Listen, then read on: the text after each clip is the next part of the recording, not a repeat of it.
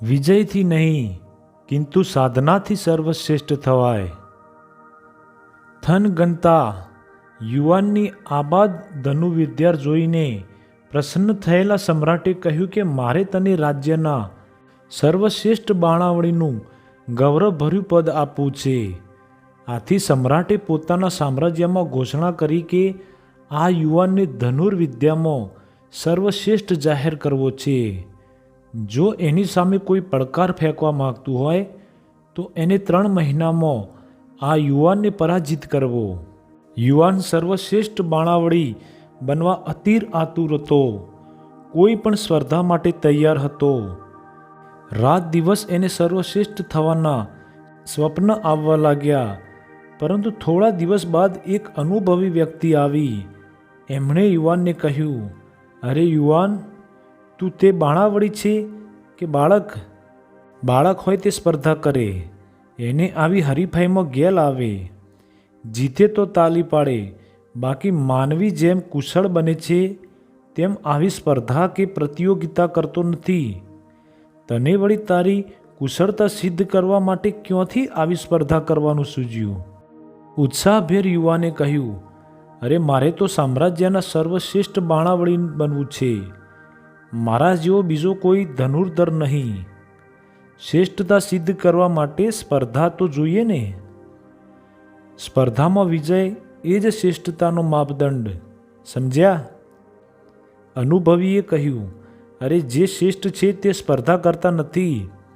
ચાલ તને તારાથી ચડિયાતો બાણાવળી બતાવું. પેલો અનુભવી આ યુવાનને જંગલમાં લઈ ગયો અને એક પૌઢ વ્યક્તિને બતાવતો કહ્યું કે આ અત્યંત કુશળ બાણાવળી છે. યુવાને ધનુષ્ય પર બાણ ચડાવીને ફેંક્યું. પેલી પૌઢ વ્યક્તિએ એના બાણની સામે હાથથી બાણ ફેંક્યું અને યુવાનનું બાણ તોડી પાડ્યું. આકાંક્ષી યુવાન એના પગમાં પડી ગયો અને બોલ્યો, આપ તો મારા કરતાં પણ મહાન બાણાવળી છો. પેલા પૌઢે કહ્યું, હું અને મહાન બાણાવળી? અરે હું તો છું નાચીઝ, નિશાનબાજ. ખરા બાણવળી જોવા હોય તો મારા ગુરુને જોવા પડે. યુવાન પેલા પૌઢની સાથે એના ગુરુને જોવા ગયો. એના ગુરુ તો એક ઊંચે બાંધેલા દોરડા પર ઊભા રહીને હાથથી બાણ ફેંકીને નિશાન વીંધતા હતા.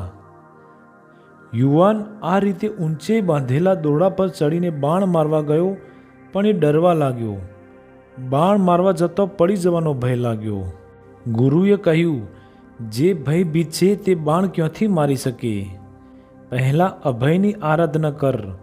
તારામાં ભય હશે તો તારા હાથ ધ્રુજશે, પગ ધ્રુજશે અને નિશાન ચૂકી જઈશ.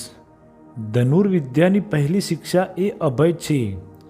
તું પહેલા પાઠમાં નાપાસ થયો છે, સમજ્યો ને? એ દિવસથી યુવાન અભયના પાઠ શીખવા લાગ્યો અને સ્પર્ધા કે પ્રતિયોગિતાની વાત ભૂલીને ધનુર્વિદ્યાની સાધનામાં ડૂબી ગયો. એને ખ્યાલ આવ્યો કે સ્પર્ધામાં વિજય મેળવ્યાથી શ્રેષ્ઠ થવાય નહીં. સર્વશ્રેષ્ઠ તો સાધનાથી જ થવાય.